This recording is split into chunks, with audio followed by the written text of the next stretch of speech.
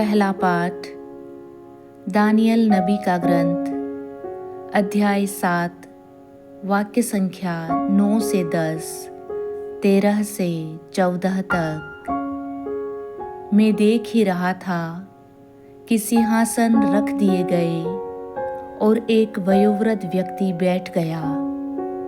उसके वस्त्र हिम की तरह उज्ज्वल थे और उसके सिर के केश निर्मल ऊन की तरह। उसका सिंहासन ज्वालाओं का समूह था और सिंहासन के पहिए धधकती अग्नि।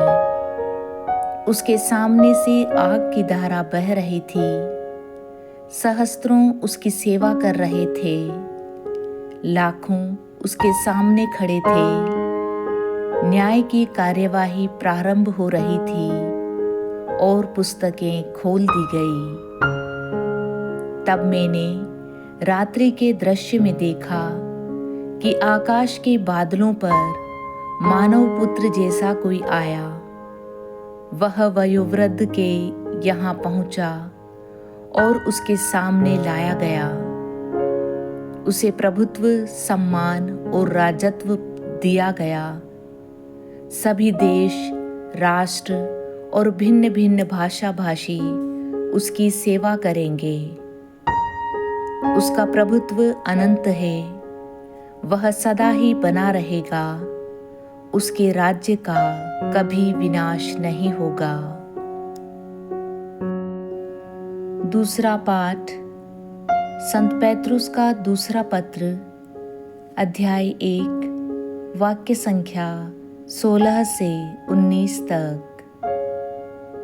जब हमने आप लोगों को अपने प्रभु ईसा मसीह के सामर्थ्य तथा पुनरागमन के विषय में बताया, तो हमने कपट कल्पित कथाओं का सहारा नहीं लिया, बल्कि अपनी आँखों से ही उनका प्रताप उस समय देखा जब उन्हें पिता परमेश्वर से सम्मान तथा महिमा प्राप्त हुई, और भव्य ऐश्वर्य में से उनके प्रति एक वाणी यह कहती हुई सुनाई पड़ी, यह मेरा प्रिय पुत्र है, मैं इस पर अत्यंत प्रसन्न हूँ।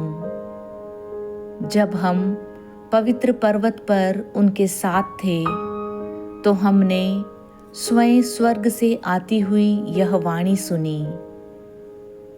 इस घटना द्वारा नबियों की वाणी हमारे लिए और भी विश्वसनीय सिद्ध हुई।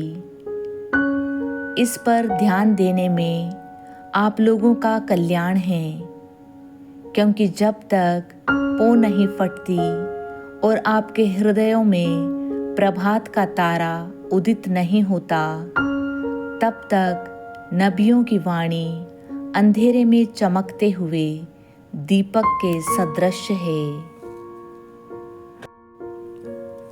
आज का सुसमाचार संत मत्ती, अध्याय 17, वाक्य संख्या 1 से 9 तक। 6 दिन बाद ईसा ने पेत्रुस, याकूब और उसके भाई योहन को अपने साथ ले लिया और वह उन्हें एक ऊंचे पहाड़ पर एकांत में ले चले। उनके सामने ही ईसा का रूपांतरण हो गया।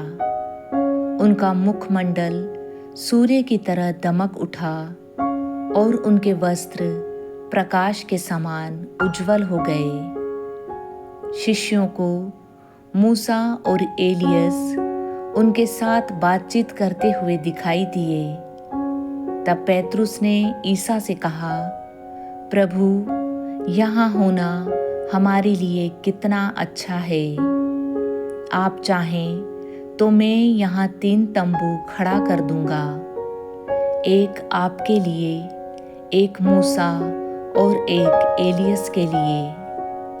वह बोल ही रहा था कि उन पर एक चमकीला बादल छा गया और उस बादल में से यह वाणी सुनाई पड़ी, यह मेरा प्रिय पुत्र है, मैं इस पर अत्यंत प्रसन्न हूँ। इसकी सुनो। यह वाणी सुनकर वे मुंह के बल गिर पड़े और बहुत ही डर गए।